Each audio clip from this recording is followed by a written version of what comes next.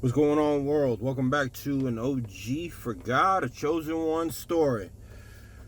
Hey man, I'm giving y'all videos that should have your mouth dropped. I'm gonna give y'all true live events of what I consider OG status, but there are things that come with being an OG. In other words, you put in the work, people seeing it, you've gone to trial, you've been to court, you don't run your mouth, but me and my peeps are always wondered, how are you free or how are you alive? And instead of having those question marks over my head for decades upon decades, man, God is the reason why I'm still free or I'm alive. I was given gifts, which I'm going to utilize for the world to help in any which way I can to make the world a better place, man. I'm going to encourage, positivity. I'm going to encourage a lot of things, but you still can't take away from my past. And I'm going to explain some of y'all some things from the past. So I've explained that I was in the detention center when I was young. This is clout chasing straight up. So I had been there. People want to try you. You're going to fight. You're going to do whatever. But there, how the juvenile detention centers were built or how it is, man, you got 4 walls, and on one side is staff. The other walls are the rooms, which get opened after 5 o'clock. Now mind it, when you go to jail, this is where I did my clout chasing for the detention center.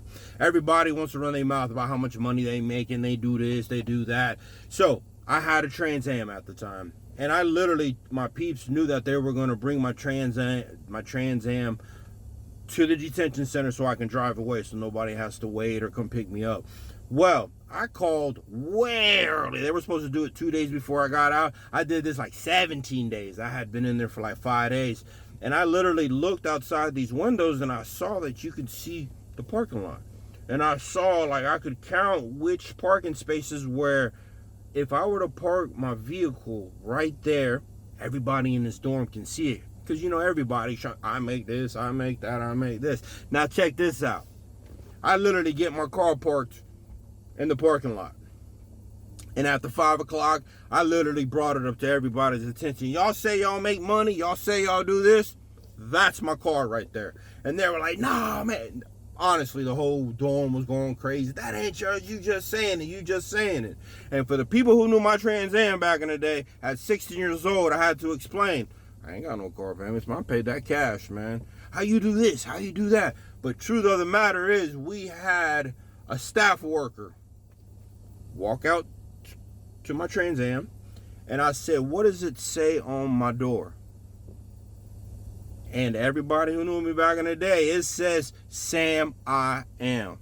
Clout! All day clout. I got the clout. How you make money? How you do this? And that's where Scam I Am was born.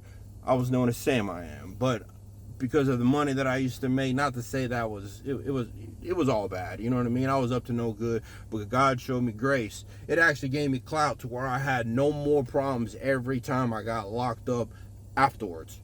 Literally, because everybody knew I was a money maker. Everybody wanted to find out what it is you're doing, what you're doing, how you do that. But, you know what I mean? The truth of the matter, it didn't matter, because a year later, I was sent to prison. So I believe the next time after that, I was adjudicated as an adult, and I was sent to prison at 17 on a 4-year sentence, and I was released 14 days before my 18th birthday. Hey man, these are about divine protection, about so many different things on why I'm free and why am I alive. And I'm here to press positivity. I'm here to show you things can change, because career habitual criminal, not no more. Drug addict, not no more.